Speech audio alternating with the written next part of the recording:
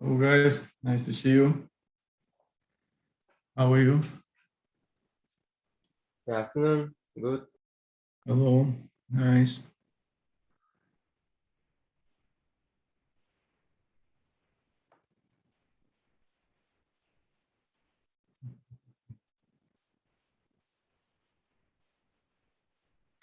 I'm fine, thank you.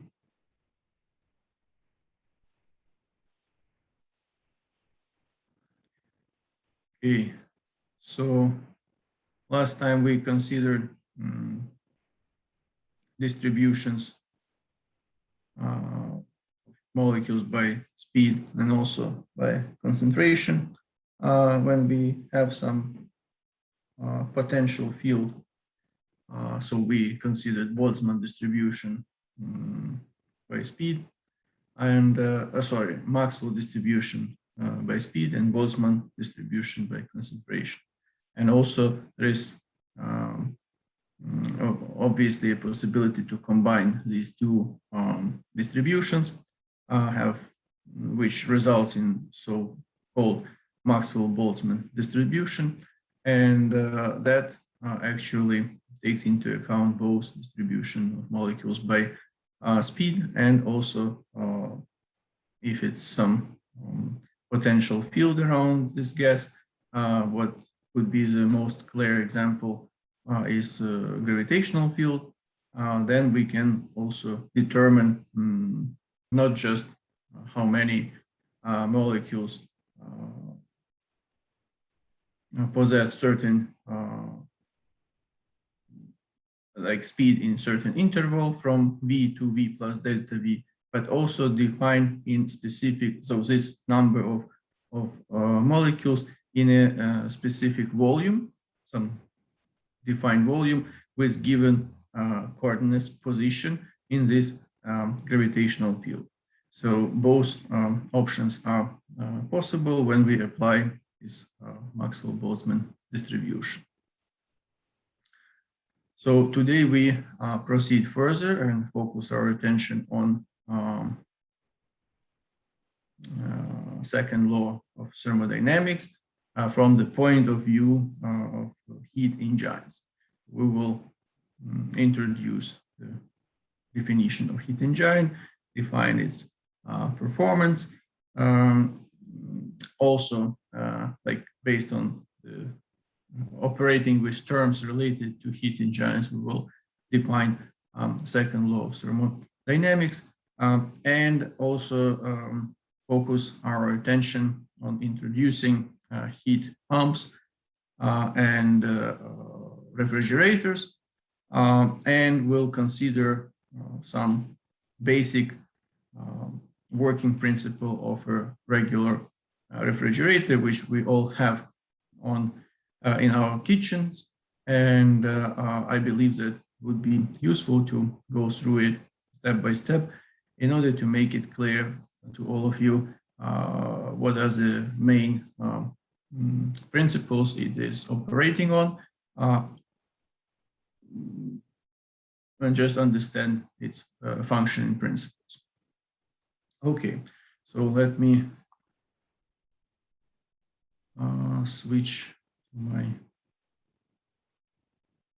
slides. Oh, no, that doesn't work.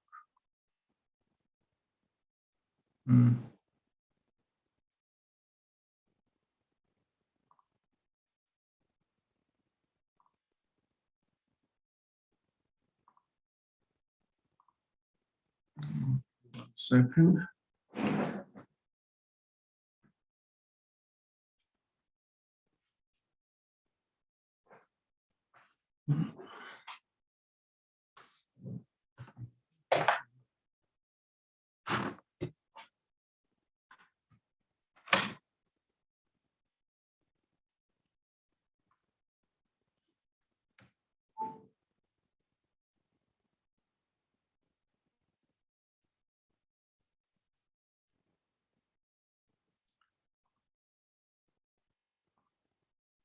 Okay.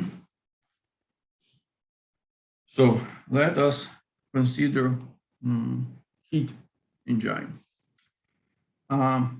So definition of a heat engine is a device that takes energy by heat and while operating in cycle process, it expels a fraction of that energy by means of work, like performing some work, and the rest of energy is expelled to so-called cold reservoir. So it takes energy from high temperature reservoir, performs work, and expels the rest of energy to cold reservoir. So graphically, we can represent it in such block diagram. So here we have heat engine. Here we have some high temperature reservoir. We have some energy transfer in form of heat, some QH, what we get from hot body. Then our heat engine performs some work, which is a fraction of obtained energy in form of heat QH, and the rest expels to cold reservoir.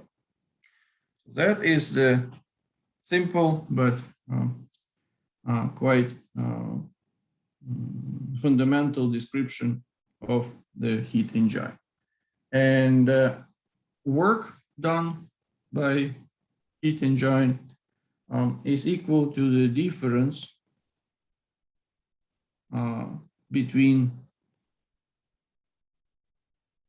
so this is Q cold, between obtained energy in form of heat QH and expelled energy in form of heat QC. Means heat obtained from hot body and heat transferred to cold body. So as I mentioned at the beginning, heat engine is operating in some cyclic process, means internal energy after finishing one cycle doesn't change. So change in internal energy is equal to 0 for whole cycle, because if it's cyclic process, it comes back to the initial set of state parameters, so which define the same internal energy of the system. Obviously, one of the main parameters which should be considered when we deal with any heat engine is its efficiency. And if we consider in the time frame of one cycle, so efficiency can be defined as work done by this heat engine divided by amount of energy transferred in the form of heat from hot temperature reservoir to our heat engine.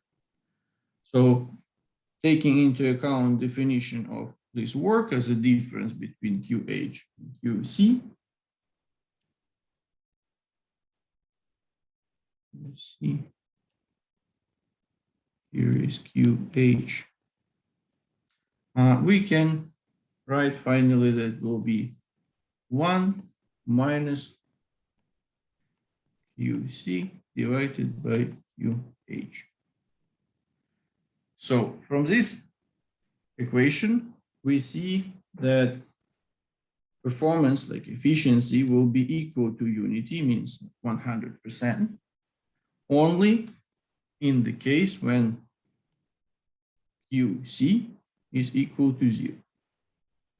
So it means that we should transform all energy transferred to the heat engine from hot temperature, high temperature reservoir, we should transform into work, and no energy should be transferred to cold reservoir. So the fact, like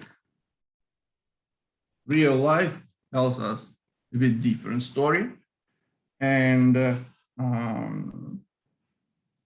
all real heat engines perform with efficiencies much lower than unity.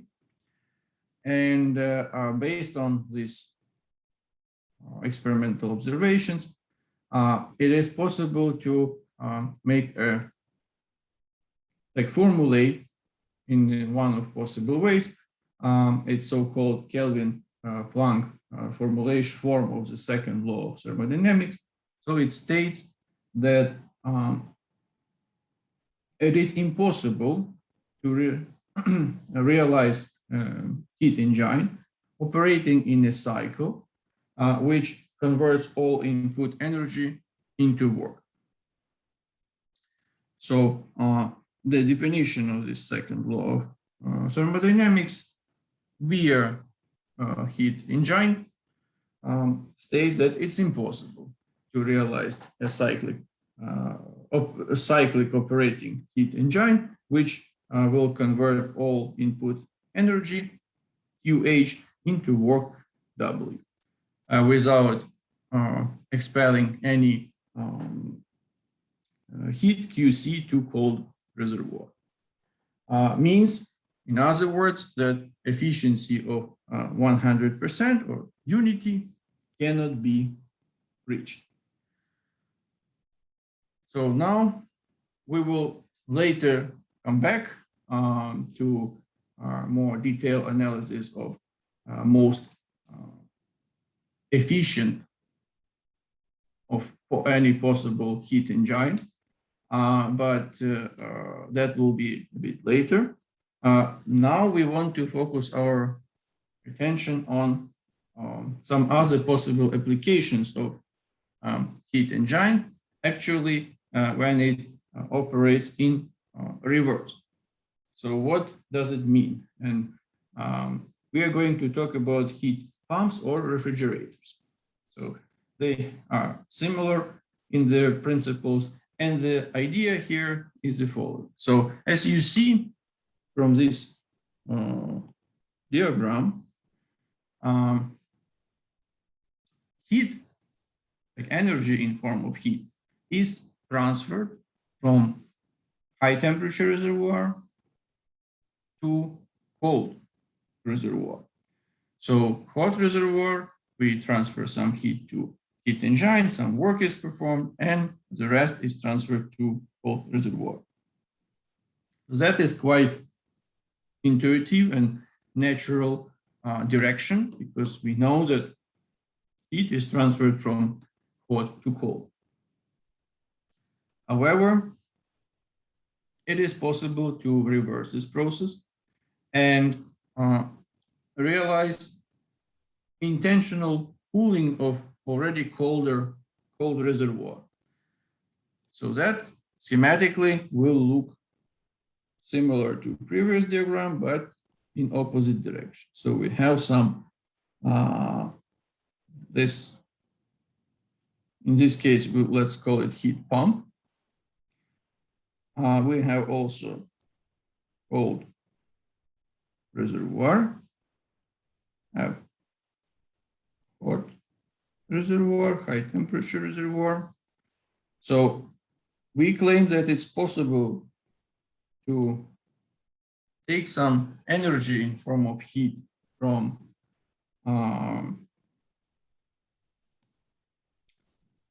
cold reservoir, provide to heat pump, and then transfer heat to high temperature reservoir, QH. That looks quite unnatural, and obviously it would be impossible to do if we don't provide any external work done on this system. So in this case, as opposite to heat engine, previously we were talking that work was done by the system. In this case, we need to do some work in order to make this system work and not violate the definition of second law of thermodynamics. It is possible to rephrase it, like the definition of second law of thermodynamics, from the point of view of heat pump, that it's impossible to design a cyclic machine, the only effect of which would be transfer of energy continuously, like by heat from the body with lower temperature. Means it's impossible to realize such heat engine, which will result only in cooling down the cold reservoir and transfer heat from it. In order to do this, we need to perform some work on the system. And if we consider also some efficiency parameters of these heat pumps or refrigerators, it is common to use so-called coefficient of performance, and they're called COP, coefficient of performance. It can, like heat pump can operate in two regimes. It can cool down, which actually is the work of refrigerator. So we want to cool down certain volume. And another, it can actually work as heater. So it depends on the regime of its operation. We can define COP for cooling. That will be amount of heat taken from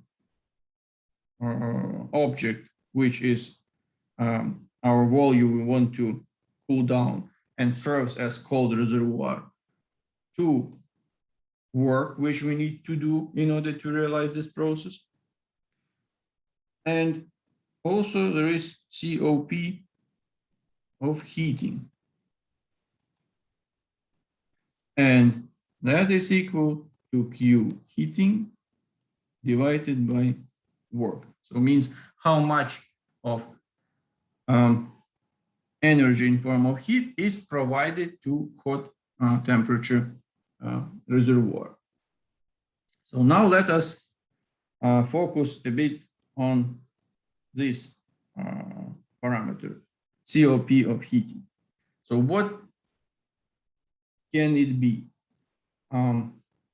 Any ideas how heat pumps are used for, like in our everyday life, for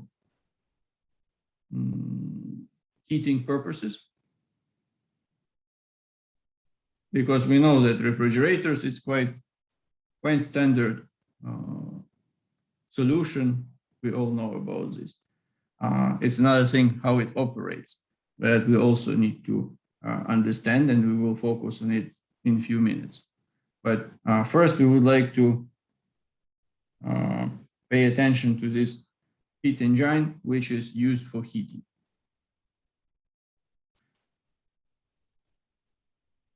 So it is possible to design a system which will consider external environment.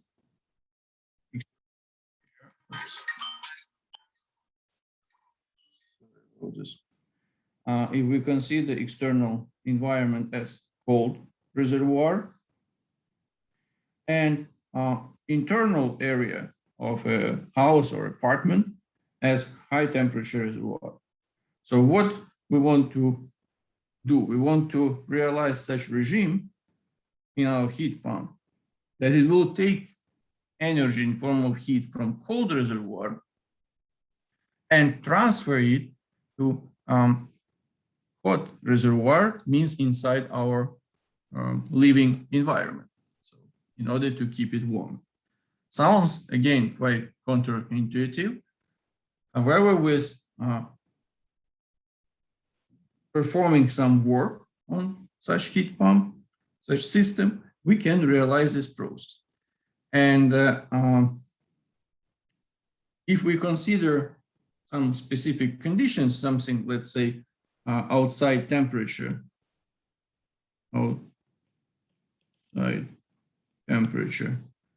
about -5 degrees Celsius, which is quite moderate climate winter temperature, unfortunately cannot be applied to Nur Sultan. We have quite lower temperatures here. But this is moderate climate, like some average winter temperature.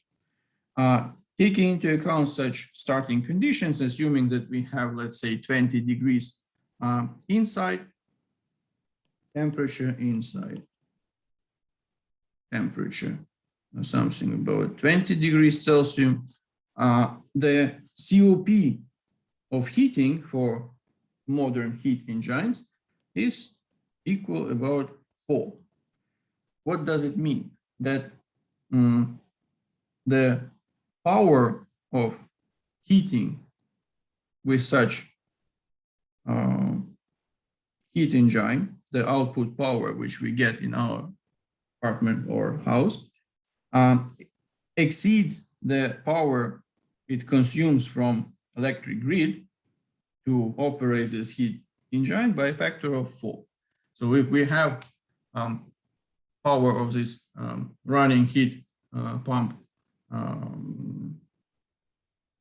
1 kilowatt, then we will get in form of heat in our living environment 4 kilowatt because of taking heat from outside and transfer it into our living environment, which is taking heat from cold reservoir and transferring it to hot reservoir. So that sounds quite a good deal because we gain a factor of 4, which would not be possible if we just run some electric heater inside our room. We would get the same 1 kilowatt power of heat, which we generate with our, we burn this electricity and get this equal amount of heat. However, talking about Nur Sultan specifically, since we have much lower temperatures and quite often it's -15, -25 degrees Celsius outside, the temperature of this cold reservoir is so low that it doesn't have any, like it doesn't have enough energy to be transferred in form of heat inside our like high temperature reservoir inside our living environment, because it still should be something about 20 degrees Celsius. So the performance of such system drops significantly, and at very low temperatures like -25, -30 degrees Celsius, it doesn't provide any useful gain. So that's why these heat engines are quite widely used in moderate climates where winters are not extremely cold, but let's say they are long but not extremely cold, like southern parts of Finland, Switzerland, Norway. They are considered as world leaders of applying these heat engine systems because they have very long winters, but because of proximity to Baltic Sea, climate there is not so extreme. They don't have extremely low temperatures. It's not true about northern parts of these countries, but southern parts where the capitals are located, they are possess like moderate negative temperatures during winter. And that defines why it's really efficient way of using these heat pumps. So now let us together try to figure out main working units and principles of a classical refrigerator, which we all have in our kitchens.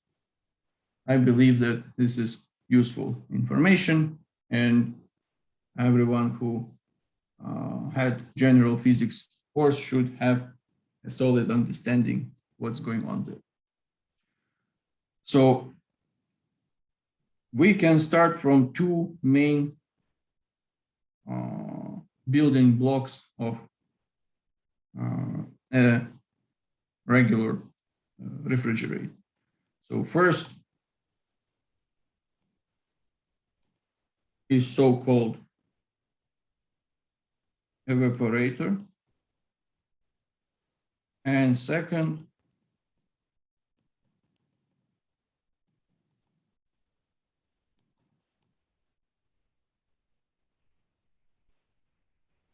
condenser.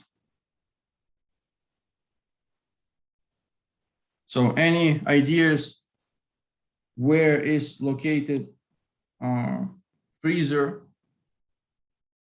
It's part of evaporator or part of condenser?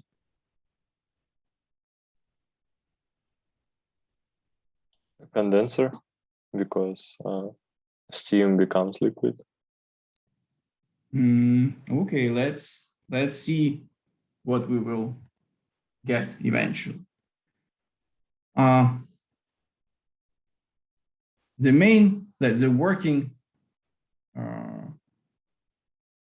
body of a common kitchen refrigerator is freon. It's such a liquid, special liquid with unique property. It has very strong dependence of boiling temperature on pressure, and at low pressure we will not specify exact numbers because there are different types of freons with some different modifications, but all of them more or less follow this within some range, follow this trend. So at low temperature, at low pressure, the boiling temperature of freon commonly used in refrigerator is something minus 20 degrees Celsius. So it starts to boil, means the phase transition from liquid to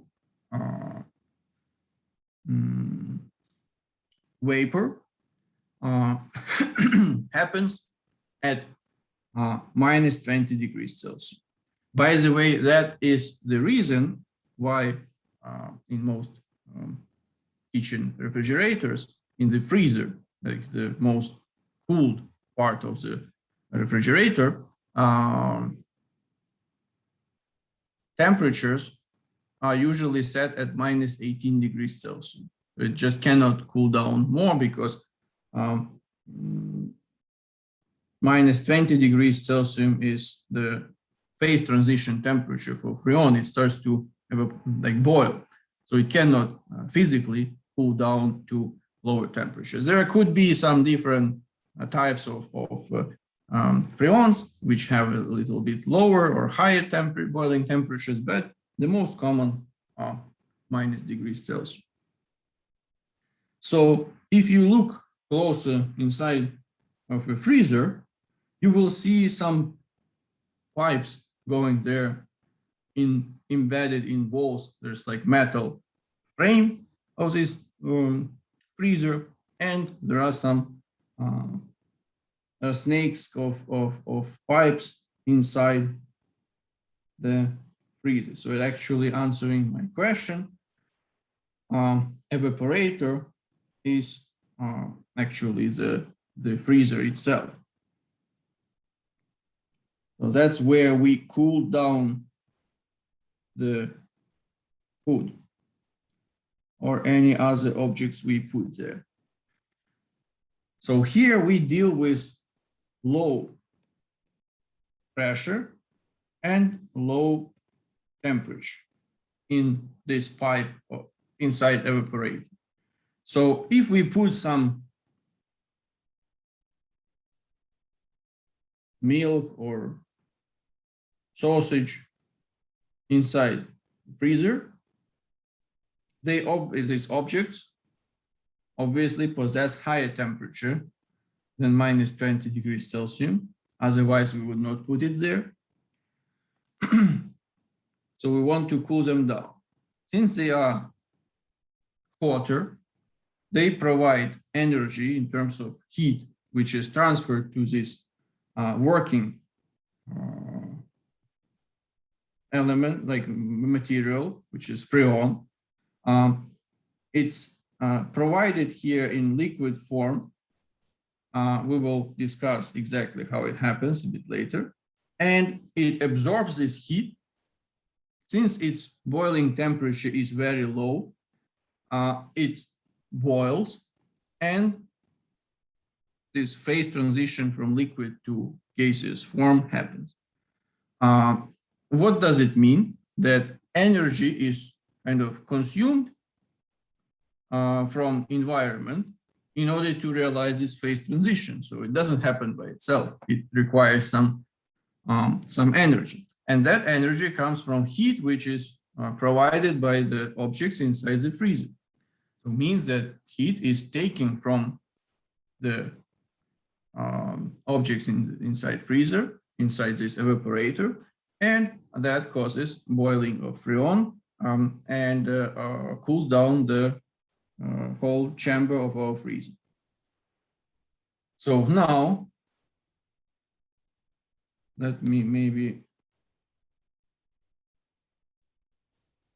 write it here, low temperature and low pressure. So now, after it absorbs some heat and evaporated, this vapor of freon goes out from the evaporator, from our freezer, with some pipes, and it comes to so-called part of this system which performs actually work, because we mentioned that we can run a refrigerator or heat pump only by doing some work on the system. So it comes to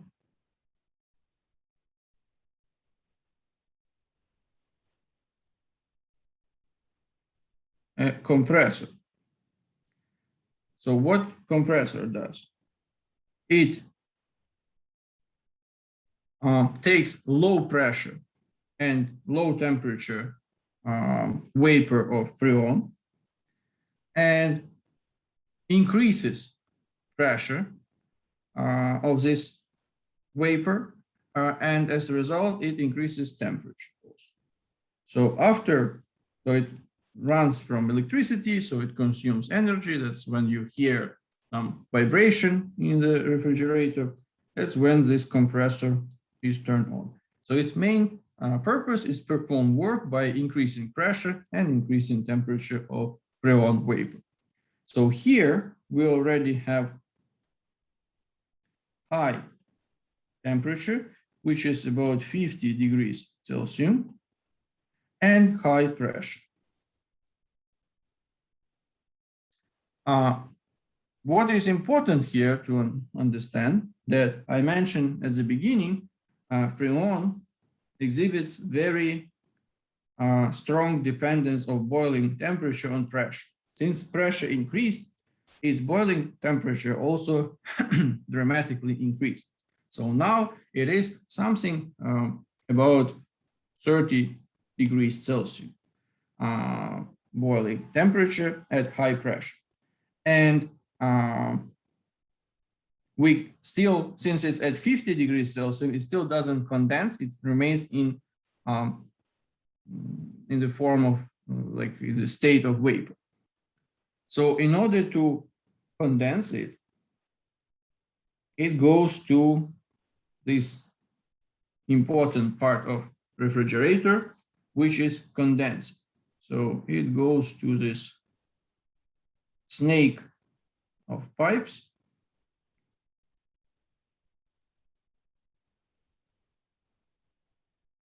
If you check backside of your refrigerator in the kitchen, you will see some pipe, like snaky pipe, some metal grid attached to this. And if you touch it, it will be warmish. It will not be hot, but it will be definitely warm. And that's another statement that when you install a refrigerator, it should stay at some distance from the wall. So you should allow convection to cool down this metal grid of pipes in order to make your refrigerator under normal operation conditions. So in this condenser, high pressure, high temperature freon vapor goes through this long snake of pipes, and it interacts with the environment in our room, like kitchen, which is, let's say, something 20 degrees Celsius. So it cools down up to 20, 25 degrees Celsius, which is below the boiling point. So means that the vapor starts to condense, and the freon experience phase transition from vapor to liquid. So now in the bottom of this condenser, we have liquid freon. So we need to provide it inside the evaporator.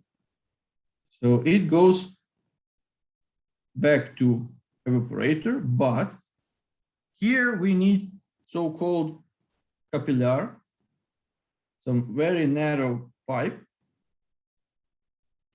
in order to provide a very limited amount of liquid freon in this area of evaporator. So kind of drop by drop. Then it slowly can go into the evaporator, again absorb heat from the internal volume of this evaporator with our food, cool it down because of boiling at this minus 20 degrees Celsius, and repeat this cycle. So it will further go to compressor. Compressor will increase temperature and pressure. Then hot and high pressure vapor of freon will go to condenser, will dissipate heat to our environment, kitchen, cool down to 20-25 degrees, depends on the temperature in this environment, and then liquid freon will come back to the evaporator. So this is the basic working principle of most common freon-based refrigerator. Here the key elements are freon itself, because we utilize its unique properties of having very strong boiling temperature dependence on pressure, and also this compressor. So the compressor performs work making this heat pump, which is the refrigerator, to work and transfer energy, as we described earlier, from cold reservoir to high temperature reservoir. Otherwise, without this compressor, this process obviously wouldn't work, following the definition of second law of thermodynamics, which we introduced during our today's discussion. So if you have any questions, you're welcome.